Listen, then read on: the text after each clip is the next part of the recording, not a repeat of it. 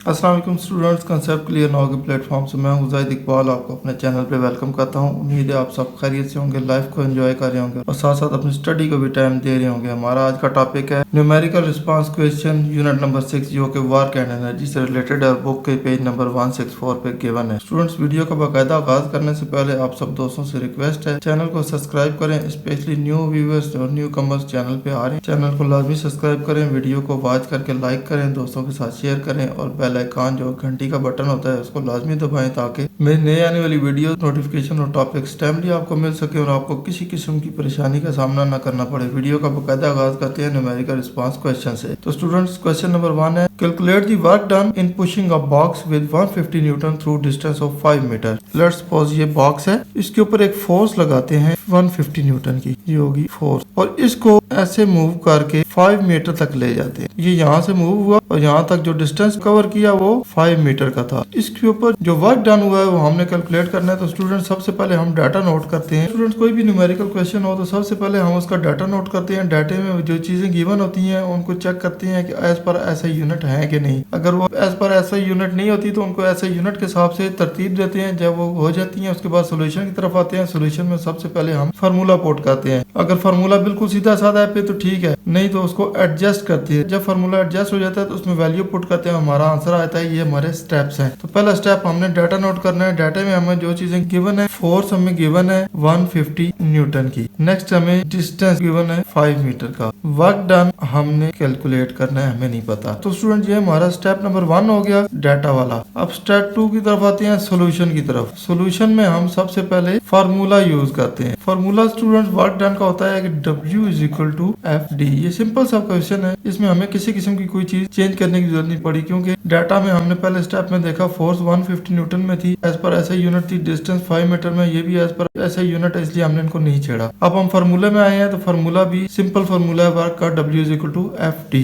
W is equal to force हमें given है 150 Newton multiply by distance है 5 metre. तो स्टूडेंट 150 को 5 से मल्टीप्लाई करेंगे, work done is equal to 150 into 5 newton metre by लिख लेंगे। तो work is equal to 150 into 5 750 रहता है, तो ये 750 जूल हो गया। न्यूटन मीटर जूल के बराबर होता है, तो ये हमारा वर्क डन कंप्लीट हो गया। इसके साथ ये हमारा आंसर आ गया क्वेश्चन नंबर 1 का। क्वेश्चन नंबर 2 है a boy weighing 75 Newton jumps up and gains 300 joule of gravitational potential energy. एक लड़का है जिसका वेट है 75 न्यूटन और वो एक जंप लगाता है ऊपर की तरफ और गेन कर लेता है, हासिल कर लेता है ग्रेविटेशनल पोटेंशियल एनर्जी जो कि 300 जूल के बराबर थी। Find the height to which the boy will rise. अब हमने वो हाइट कैलकुलेट करनी है जिस हाइट से बच्चे ने ऊपर जंप लगाई। लेट्स सपोज बच्चा यहाँ पे था और इसका वेट है 75 न्यूटन। ऊपर की तरफ जंप लगाएगा और एक हाइट आएगी जहाँ पे जाके इसके अंदर एक ग्रेविटेशनल पोटेंशियल एनर्जी जनरेट होगी जो कि 300 जूल के बराबर होगी। क्योंकि जब अगेंस्ट ग्रेविटी जाएंगे ऊपर जाके आपकी बॉडी में एक पोटेंशियल एनर्जी जनरेट होती है जो कि वापस आएगी तो काइनेटिक एनर्जी में शिफ्ट हो जाएगी। अब ये जो पोटेंशियल एनर्जी है 300 जूल की, ये हमें पता नहीं उस बच्चे ने कितनी हाइट पे जंप लगाई है, इतनी एनर्जी हासिल की है। तो स्टूडेंट, सबसे पहले स्टेप में हम इसका डाटा नोट करते हैं। तो डाटा में हमें जो पहली चीज गिवन है वो है इस बच्चे का weight. Weight is equal to 75 newton. Next gravitational potential energy मिली हुई है जो कि 300 जूल है। जो हमने फाइंड करना है वो हाइट है। इसकी हाइट हमें नहीं पता, तो ये हमने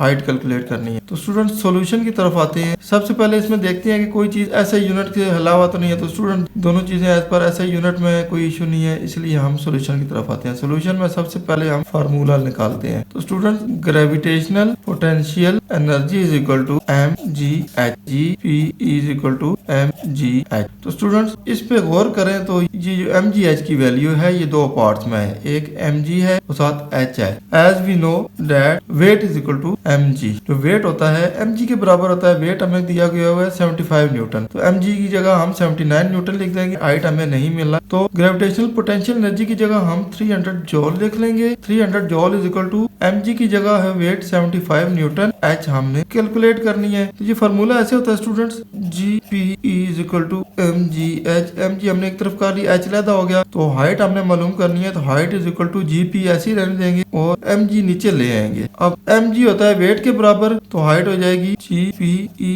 ओवर W। अब वैल्यू हमने पुट करनी है, GPE की वैल्यू 300 जूल है, W की वैल्यू 75 है, h हमें नहीं पता तो h को इधर लेके आएंगे। GPE ओवर W था, GPE की वैल्यू है 300 जूल ओवर वेट की वैल्यू है 75 जूल। तो स्टूडेंट जूल जूल से कट जाएगा, h हो जाएगी 300 ओवर 75। इसको जब हम कैलकुलेट करेंगे तो आंसर आएगा 4। तो height is equal to 4 metre. It means के 4 मीटर की जंप वो बच्चा यहाँ से लगाएगा तो उसके अंदर ग्रेविटेशनल पोटेंशियल एनर्जी जो जनरेट होगी वो 300 जूल के बराबर होगी। तो ये हमारा आंसर आ गया क्वेश्चन नंबर 2 का। तो स्टूडेंट्स क्वेश्चन नंबर 3 है, a 5 kilogram steel ball is dropped from the top of a 12 metre high tower. एक बॉल है जिसका मास हमें गिवन है 5 किलोग्राम और उसको एक हाइट से गिराया जाता है, एक टावर से गिराया जाता है और उस टावर की हाइट है 12 मीटर। लेट्स सपोज ये एक टावर है तो ये ऐसे 12 मीटर है। यहाँ से एक स्टील बॉल को नीचे गिराया जाता है जो कि 5 किलोग्राम की है। इट मीन यहाँ पे इसके ऊपर पोटेंशियल एनर्जी 100% थी। जो ये नीचे आएगी तो इसके अंदर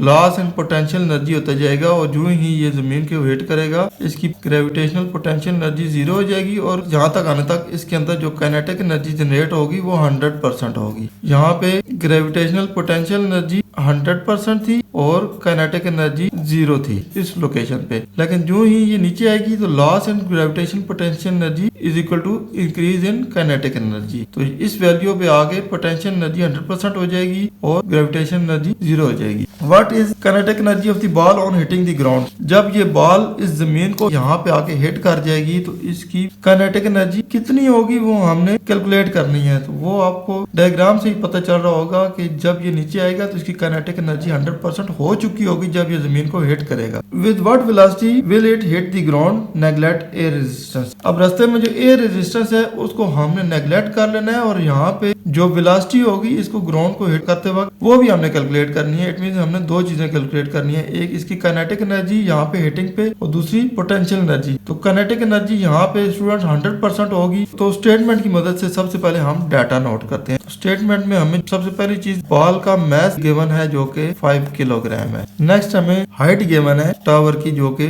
12 मीटर है। इनको हमें छेड़ने की जरूरत नहीं है, एज पर ऐसा यूनिट है। अब दो चीजें कैलकुलेट करनी है, एक हमने काइनेटिक एनर्जी कैलकुलेट करनी है ऑन हिटिंग द ग्राउंड और नेक्स्ट हमने इसकी वेलोसिटी कैलकुलेट करनी है, वो भी हमें नहीं पता, ये भी ऑन हिटिंग द ग्राउंड पे होगी। ग्राउंड को हिट करेगी तो मैक्सिमम वेलोसिटी कितनी होगी। तो स्टूडेंट्स नेक्स्ट स्टेप में हम सॉल्यूशन की तरफ आते हैं। तो सॉल्यूशन में सबसे पहले हम फार्मूला निकालते हैं। स्टूडेंट्स इसका फार्मूला निकालने के लिए आपको इस डायग्राम को देखना होगा कि यहाँ पे पोटेंशियल एनर्जी 100% थी, काइनेटिक एनर्जी 0 थी। लेकिन जो ही लॉस इन पोटेंशियल एनर्जी हुई काइनेटिक एनर्जी गेन होती गई, जो ही नीचे जाता गया काइनेटिक एनर्जी गेन होगी। तो हम gain in kinetic energy is equal to loss in gravitational potential energy. अब इस पोटेंशियल एनर्जी में जितना लॉस होगा उतनी ही काइनेटिक एनर्जी इसकी गेन होती जाएगी। इट मींस के काइनेटिक एनर्जी बराबर होगी ग्रेविटेशनल पोटेंशियल एनर्जी के। As we know that gravitational potential energy is equal to mgh,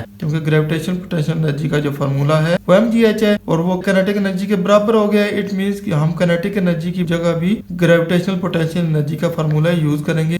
gain in kinetic energy is equal to mgh। इसको मजीद सॉल्व करेंगे तो m 5 किलोग्राम गिवन है, ग्रेविटेशन 9.8 होती है, हाइट हमें दी गई है 12 मीटर। इनको आपस में मल्टीप्लाई करें तो वैल्यू निकलेगी 588 जूल। ये हमारा ए पार्ट का आंसर निकल आया। ये ए पार्ट था और ये बी है। अब हमने वेलोसिटी कैलकुलेट करनी है। As we know kinetic energy is equal to half mv square. Student अब हम यहाँ पे काइनेटिक एनर्जी का अपना फार्मूला यूज करेंगे। यहाँ पे हमने काइनेटिक एनर्जी को लॉस इन पोटेंशियल एनर्जी के बराबर किया था। पोटेंशियल एनर्जी की वैल्यू पुट करके काइनेटिक एनर्जी हमने निकाल ली थी, वो हमारा ए का आंसर आ गया था। स्टूडेंट अब हम बी पार्ट की तरफ आते हैं। बी पार्ट में हमने V को कैलकुलेट करना है, तो एज पर formula kinetic energy is equal to half mv square होता है। इसको एक तरतीब से करते हैं। अब देखें के ई से मल्टीप्लाई जो हो जाएगा 2, तो 2 kinetic energy is equal to mv square हो जाएगा। अब स्टूडेंट्स हमें v स्क्वायर चाहिए, तो mv स्क्वायर की वैल्यूज उधर ले आते हैं, इज इक्वल टू 2 के ई ले आते हैं ताकि ये सीधा हो जाए। नेक्स्ट हम इस v स्क्वायर को इधर ही रहने देंगे और m को 2 के ई के नीचे ले जाएंगे, तो v square is equal to 2 K ई उसी तरह रहेगा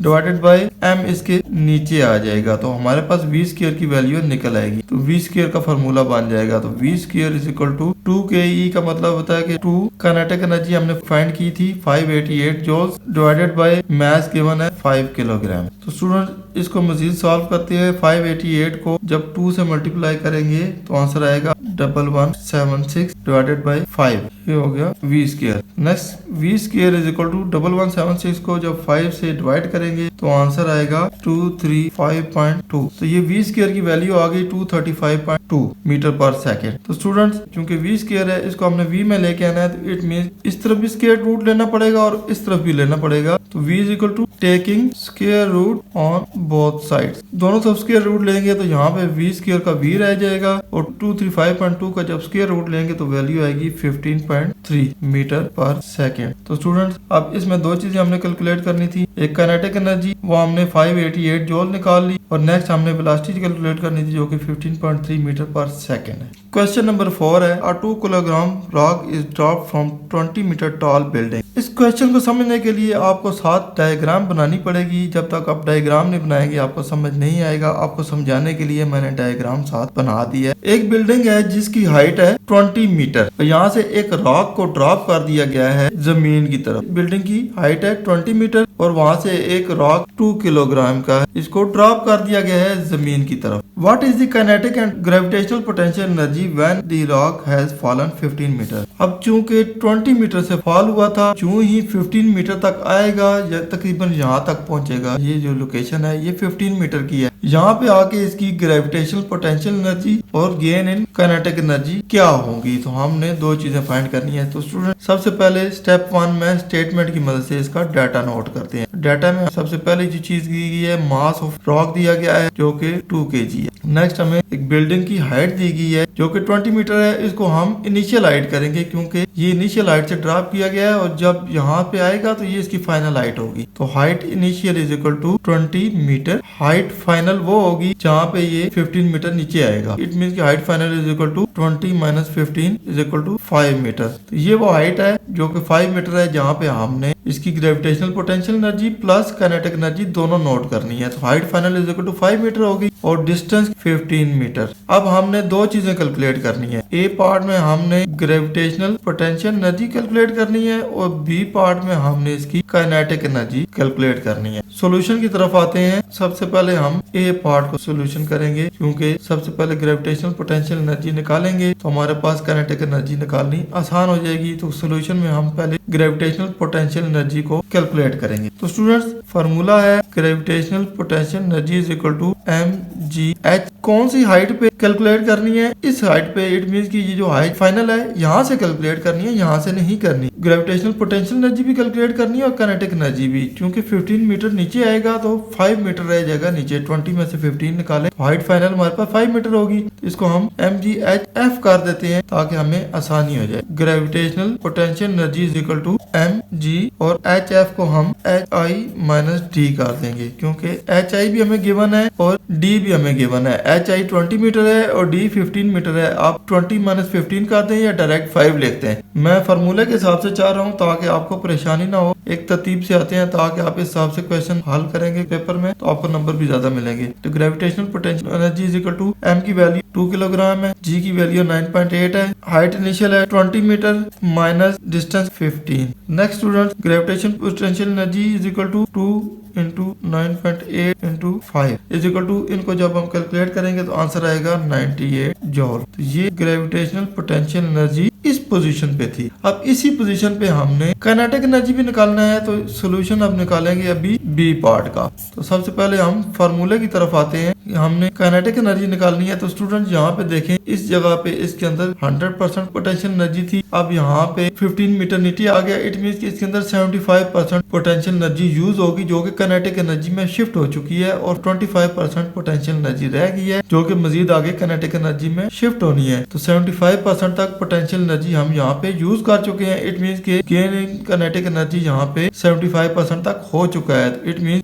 gain in kinetic energy is equal to loss in gravitation potential energy. यहाँ पे हमने जो काइनेटिक एनर्जी यहाँ तक गेन की है इतनी ही पोटेंशियल एनर्जी इसकी लॉस हुई है। Gain in kinetic energy is equal to loss in potential energy का मतलब ये होता है कि यहाँ पे इसकी 100% थी, अब यहाँ पे 75% रहेगी। इट मींस के इनिशियल में से फाइनल निकली है तब लॉस हुआ है ना। तो is equal to mgh initial minus mgh final. इसको जब कॉमन लेंगे gain in kinetic energy is equal to mg common ले लेंगे, आगे hi माइनस hf कर देंगे। तो gain in kinetic energy is equal to m की वैल्यू है 2 किलोग्राम, ग्रेविटी है 9.8, हाइट इनिशियल थी 20, हाइट फाइनल थी 5। Kinetic energy is equal to 2 into 9.8 into 15। तो kinetic energy is equal to मजीद सॉल्व करेंगे तो आंसर आएगा 294 जॉल। तो ये हमारा बी का आंसर आ गया। इट मीन कि जब ये ऊपर से नीचे की तरफ आएगी तो इसके अंदर काइनेटिक एनर्जी गेन हो रही होगी, पोटेंशियल एनर्जी लूज हो रही होगी। अब जब ऊपर से 15 मीटर की हाइट नीचे आ जाएंगे, जब डिस्टेंस कवर कर लेंगे तो जमीन से 5 मीटर पे रह जाएंगे। तो यहाँ पे आके जो ग्रेविटेशनल पोटेंशियल एनर्जी इसके अंदर बच जाएगी वो 98 जॉल बचेगी। जितनी काइनेटिक एनर्जी ये गेन करेगा और पोटेंशियल एनर्जी लूज करेगा वो 294 जॉल होगी। तो ये इसका